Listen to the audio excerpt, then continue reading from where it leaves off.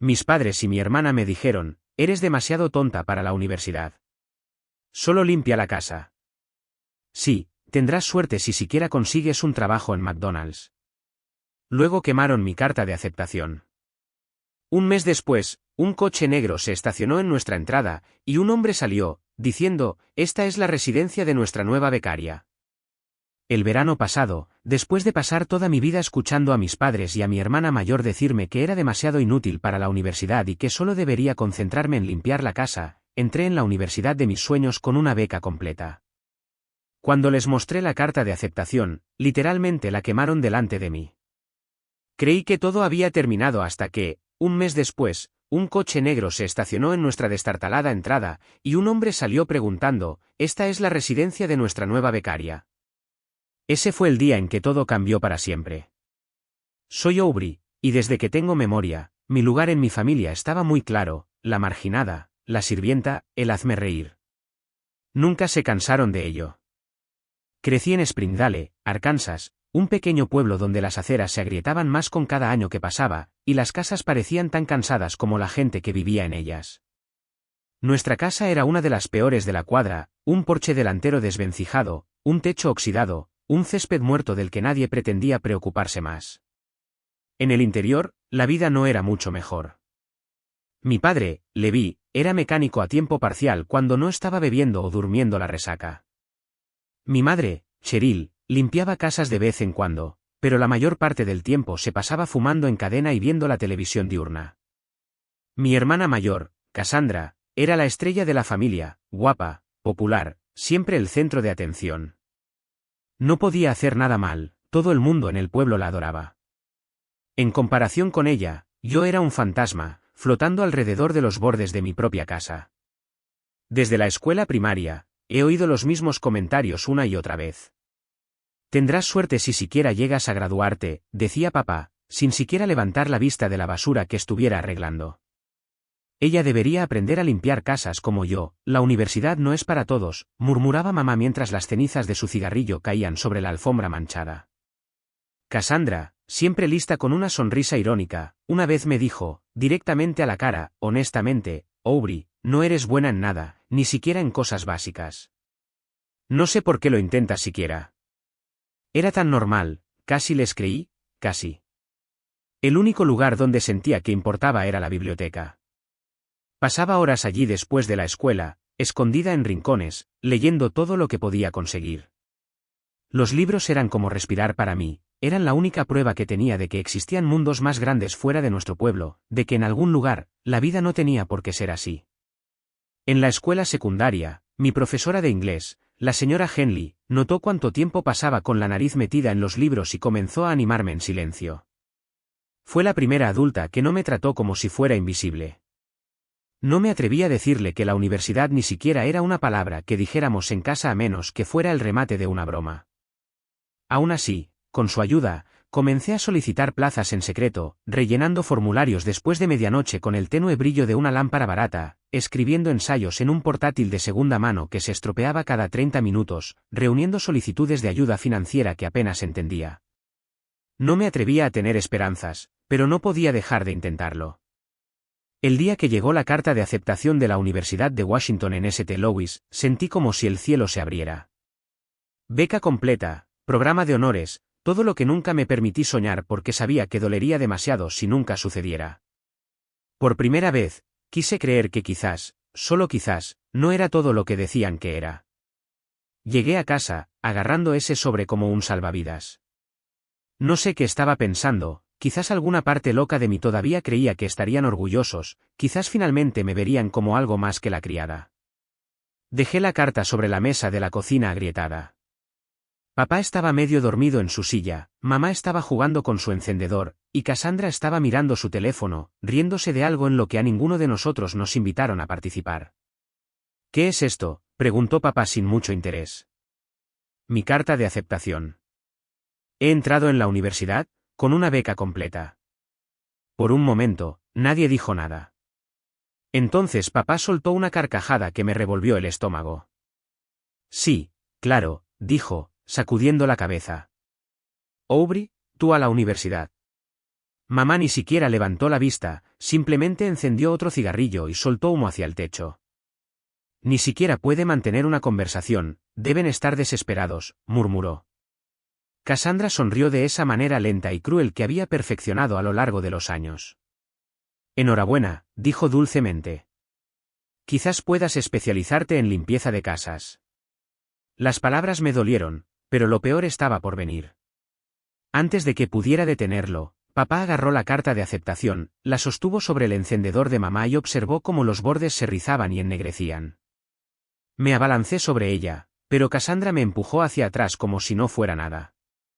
Grité, de verdad, grité, pero no importó. Se quedaron allí y se rieron mientras todo por lo que había trabajado se convertía en cenizas. Esa noche, me encerré en mi habitación y lloré hasta que mi cuerpo se sintió vacío. No salí excepto para comer sobras y limpiar después de ellos, como siempre. Ignoré las llamadas de la señora Henley, no contesté a los pocos amigos que tenía. Me dije a mí misma que tenían razón, quizás era inútil por pensar que alguna vez podría ser algo más. Pasó un mes, los días se confundieron. Luego, en una tarde bochornosa en la que el aire se sentía pesado y agrio, lo escuché, un bajo sonido retumbante que no pertenecía a nuestra calle. Miré por la sucia ventana, un elegante coche negro, lo suficientemente brillante como para reflejar las tristes casas que lo rodeaban, entró en la entrada.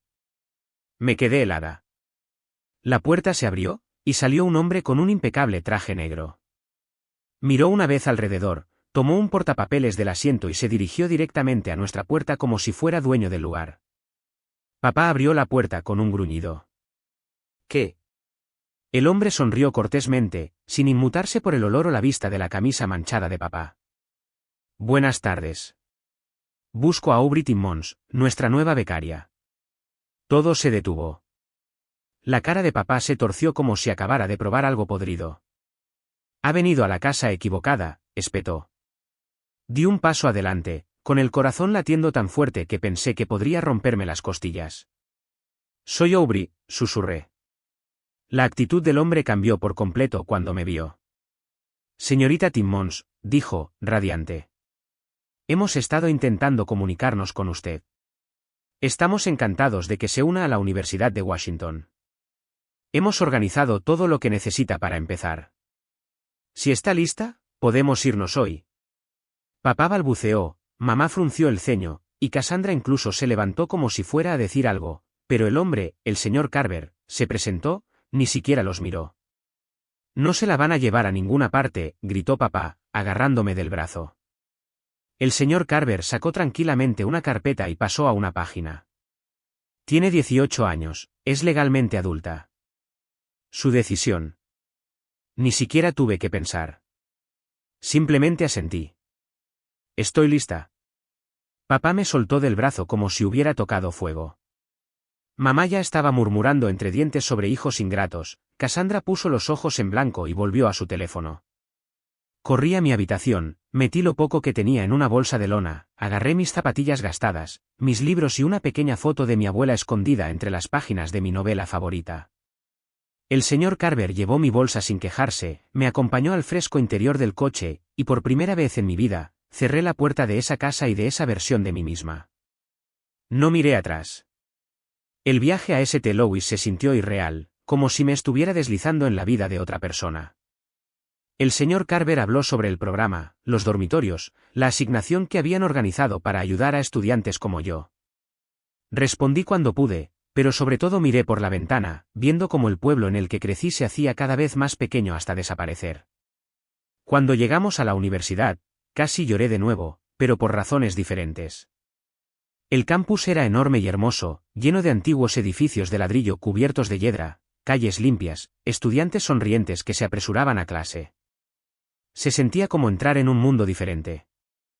Esa primera noche en mi dormitorio, sentada en una cama que no estaba manchada ni desvencijada, miré hacia el techo y dejé que las lágrimas salieran, no porque estuviera triste, sino porque, por primera vez en mi vida, me di cuenta de que era libre.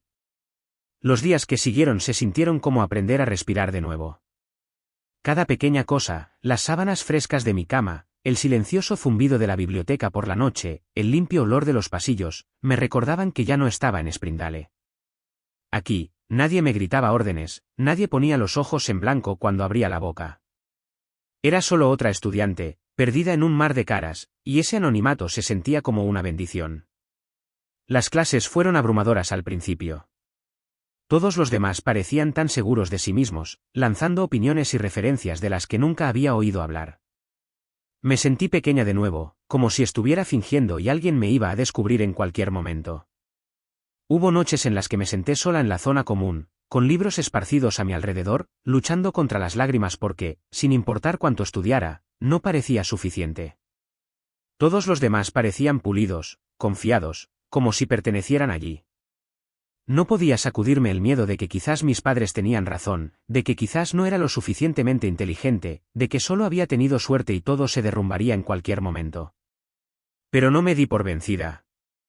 Fui a todas las horas de oficina, incluso cuando mi voz temblaba, haciendo preguntas.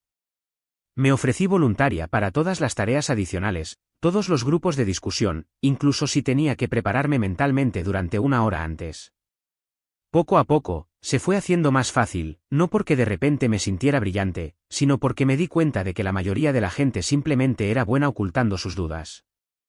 Un día después de clase, mi profesora de literatura, la doctora Rosario, me detuvo mientras recogía mis cosas. «Tienes una buena mente, Aubrey», dijo, con la voz baja y seria. «No dejes que nadie, ni siquiera tú misma, te convenza de lo contrario». Esa única frase encendió algo dentro de mí que ni siquiera sabía que aún estaba vivo. Alrededor de los exámenes parciales, me invitaron a un grupo de estudio con algunos de los otros estudiantes. Casi digo que no, la idea de sentarme en círculo con gente que parecía mucho más inteligente que yo me revolvía el estómago. Pero me obligué a ir. Fue incómodo al principio, me tropecé con mis palabras, cuestioné cada pensamiento que tuve. Pero nadie se rió, nadie se burló, de hecho, escucharon. Uno de los chicos, Simon, incluso asintió y dijo, «Ese es un buen punto», después de que explicara torpemente una idea sobre una novela que estábamos estudiando. Volví a mi dormitorio esa noche sintiéndome más ligera de lo que había estado en meses. Mientras tanto, el silencio desde casa era ensordecedor, ninguna llamada, ningún mensaje de texto, ni una sola palabra. Al principio, dolió más de lo que quería admitir.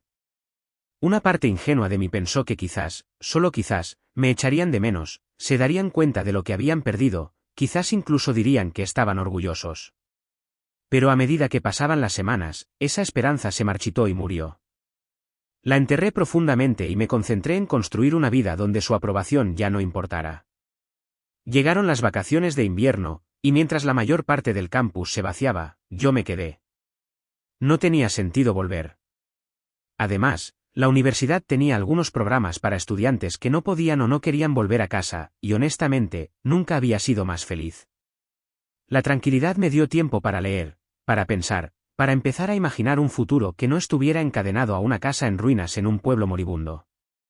En algún momento de enero, la señora Henley, mi antigua profesora de secundaria, me envió una tarjeta. Era sencilla, una foto de libros apilados, y dentro, una nota manuscrita que simplemente decía, «Siempre supe que podrías hacerlo. Estoy orgullosa de ti, Aubrey». Lloré durante mucho tiempo, sosteniendo esa tarjeta. El segundo semestre pasó en un instante, trabajos, exámenes, sesiones de estudio. Me esforcé tanto algunos días que pensé que me derrumbaría. Pero cada vez que pensaba en rendirme, recordaba las risas en la cocina de mis padres, la forma en que Cassandra me empujó hacia atrás cuando intenté salvar mi carta de aceptación, la forma en que me habían mirado como si fuera basura. No iba a darles la satisfacción de tener razón. Una tarde de primavera, mientras recogía mis cosas después de una conferencia, mi teléfono vibró con un número desconocido. Casi dejo que fuera al correo de voz, pero algo en mí, curiosidad, quizás, me hizo contestar. Era mamá. El sonido de su voz, crujiendo a través de la barata conexión, me envió una sacudida antigua y familiar, miedo mezclado con algo más oscuro, algo más pesado. «¿Crees que ahora eres mejor que nosotras?», dijo. Sin hola, sin calidez, solo acusación. «Nos debes», continuó. «No estarías donde estás sin que nosotras nos rompamos el lomo». Era tan absurdo que casi me río, pero el nudo en mi garganta lo mantuvo dentro. «Y Cassandra tiene un bebé ahora», añadió mamá, con un tono agrio y necesitado. Estamos pasando dificultades. Tienes todo ese dinero de la beca, puedes ayudar a tu familia. Me di cuenta entonces de que no llamó porque me extrañaba. No le importaba lo que había logrado, lo mucho que había trabajado, la soledad o el miedo o la lucha. Querían dinero, eso era todo lo que era para ellas ahora, un posible pago. Mi mano temblaba mientras agarraba el teléfono. Pensé en esa mesa de la cocina, el encendedor, el humo que se elevaba mientras mis sueños ardían. No, dije simplemente. Luego colgué. Bloqueé el número, me senté al borde de mi cama y me permití sentir la angustia por completo, no porque lo lamentara, no lo hice, sino porque una parte de mí todavía se aferraba a la fantasía de que me amarían como los padres deben amar a sus hijos. Ese día, finalmente dejé morir esa fantasía. Después de eso, volqué todo en mi futuro. Solicité un programa de investigación de verano en el extranjero, algo tan más allá de lo que jamás pensé posible. Se sentía ridículo incluso rellenar los formularios. Suiza, todo un mundo diferente. Cuando llegó el correo electrónico de aceptación, me quedé mirando la pantalla durante casi una hora, con miedo de que si parpadeaba, desaparecería. Pasantía remunerada, alojamiento cubierto, asignación de viaje. Acepté inmediatamente. El verano que pasé en Suiza me cambió de maneras que ni siquiera puedo explicar completamente. Me paré en las cumbres de las montañas, respirando un aire tan limpio que me dolía el pecho. Trabajé en laboratorios con mentes brillantes que me trataron como a una igual. Hice amigos de lugares de los que antes solo leía en libros desgastados de la biblioteca. Por primera vez, sentí que estaba exactamente donde debía estar. Cuando regresé a Estados Unidos, era una persona diferente, más fuerte, más firme, ya no mirando por encima del hombro, esperando que alguien me quitara el piso de debajo de los pies. Me mudé a un pequeño apartamento fuera del campus con un par de estudiantes de posgrado. No era mucho, encimeras astilladas, tuberías con goteras, pero era mío. Cada decisión era mía. Llené el lugar con muebles de segunda mano, cojines brillantes, estanterías de libros, un hogar construido en mis propios términos. A veces, sin embargo, a altas horas de la noche, todavía pensaba en ellas, en esa casa con el porche desvencijado y la entrada agrietada, en lo diferente que podría haber sido mi vida si les hubiera creído. A veces me preguntaba si pensaban en mí, si se sentaban alrededor de la mesa de la cocina, Cassandra haciendo rebotar a su bebé en su regazo, mamá fumando durante otra tarde, papá dormido frente al televisor, y si, aunque fuera por un segundo, se preguntaban qué había sido de la niña a la que habían intentado mantener pequeña. Pero lo dudaba. Cuando llegó mi último año de licenciatura, las cosas se pusieron aún más ocupadas, entre clases, trabajo de estudio, trabajos de asistente de investigación y la cumplimentación de solicitudes para la escuela de posgrado. Hubo días en que ni siquiera tenía tiempo para comer adecuadamente. No me importaba, me gustaba estar ocupada, me mantenía avanzando. Aún así, la vida tenía una forma divertida de ponerte a prueba. Una tarde, justo antes de los exámenes finales, recibí una carta reenviada a mi nuevo apartamento. Era de Springdale, sin dirección de remitente. Casi la tiré a la basura sin abrirla, pero la curiosidad fue más fuerte que yo. Dentro había un solo trozo de papel de cuaderno, roto y manchado. Era una carta de Cassandra. Hola, escuché que ahora eres elegante. De todas formas, mamá y papá están enfermos. Necesitan ayuda. Pensé que debería saberlo. Sin disculpas, sin emoción real, solo una expectativa. Miré la carta durante mucho tiempo, mi corazón se retorció. Los viejos instintos me decían que tenía que hacer algo, que yo era responsable. Pero luego otra parte de mí, la parte que se había abierto paso fuera de esa casa destrozada, la parte que se había quedado despierta noche tras noche estudiando hasta que me dolía la cabeza, me recordó que no les debía nada. Ellos habían dejado claro lo que valía para ellos. Cuando no respondí, llegaron algunas cartas más a lo largo de los meses, todas con el mismo tono, no amor, no reconciliación, sino derecho, demandas disfrazadas de culpa. No respondí a ninguna de ellas. En cambio, me dediqué a construir la vida por la que tanto había luchado. Me lancé a mi tesis de fin de carrera, me quedé hasta tarde en la biblioteca hasta que llegaron los equipos de limpieza, asistí a eventos de networking aunque me dieran ganas de meterme debajo de la tierra. Encontré mentores que realmente querían verme triunfar, personas que no me veían como una carga sino como alguien en quien valía la pena invertir. En la graduación, cuando subí al escenario para aceptar mi diploma, miré sobre el mar de rostros, ninguna familia allí animándome, ningún cartel hecho a mano, ninguna mano aplaudiendo, ninguna flor esperando, solo algunos profesores que habían creído en mí y algunos amigos que había hecho en el camino. ¿Y sabes qué? Fue suficiente, más que suficiente. Después de la ceremonia, la doctora Rosario me llamó aparte y me entregó un pequeño sobre. Dentro había una llave. Te recomendé para una beca, dijo, sonriendo. ¿Te quieren? Beca completa para tu programa de doctorado y un apartamento. No es glamuroso, pero es tuyo. Me quedé allí, aturdida, con la llave brillando al sol. Lo único que pude hacer fue susurrar, gracias. Esa noche, sentada sola en mi pequeño apartamento tipo estudio, solo una cama, un escritorio y una pequeña ventana con vista a la ciudad, me permití sentirlo plenamente, orgullo, orgullo real, no del tipo que finges para sobrevivir, sino del tipo que proviene de saber que has construido algo con tus propias manos. No necesitaba una casa llena de gente gritona y amargada para decirme que era suficiente. Ya lo sabía. Los primeros años de la escuela de posgrado fueron algunos de los más difíciles y solitarios de mi vida. Hice malabarismos con los plazos de investigación, el trabajo a tiempo parcial, las conferencias e innumerables trabajos. A veces se sentía como si me estuviera ahogando lentamente, apenas manteniendo la cabeza fuera del agua. Hubo noches en las que me quedé dormida sobre los libros de texto, me desperté presa del pánico de haber olvidado algún plazo crucial. Pero nunca pensé en volver. No quedaba nada para mí en Springdale más que viejos fantasmas. Una noche, mientras calificaba trabajos en la cafetería de la universidad, una chica sentada cerca inició una conversación. Su nombre era Mia, una estudiante de primer año que luchaba contra la nostalgia y la falta de confianza en sí misma. Algo en ella me recordó a mí misma, la forma en que se encogía en su asiento, la forma en que hablaba como si cada palabra pudiera provocar que se rieran de ella. Hablamos durante horas. Le dije lo que desearía que alguien me hubiera dicho a esa edad, que estaba bien tener miedo, que no tenía que tenerlo todo resuelto, que sobrevivir donde venía ya la hacía más fuerte de lo que la mayoría de la gente jamás comprendería. Ayudarla me hizo darme cuenta de cuánto había avanzado, no solo físicamente, sino internamente. Ya no solo sobrevivía, vivía.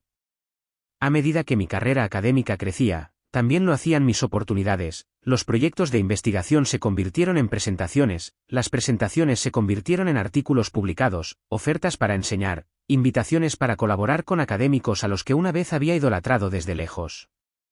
Con cada éxito, los lazos invisibles con mi pasado se deshilachaban un poco más. Sin embargo, de vez en cuando, en tranquilas tardes de domingo, o cuando el primer viento frío del otoño se colaba por las grietas de las ventanas de mi apartamento, los recuerdos se deslizaban, no invitados pero insistentes.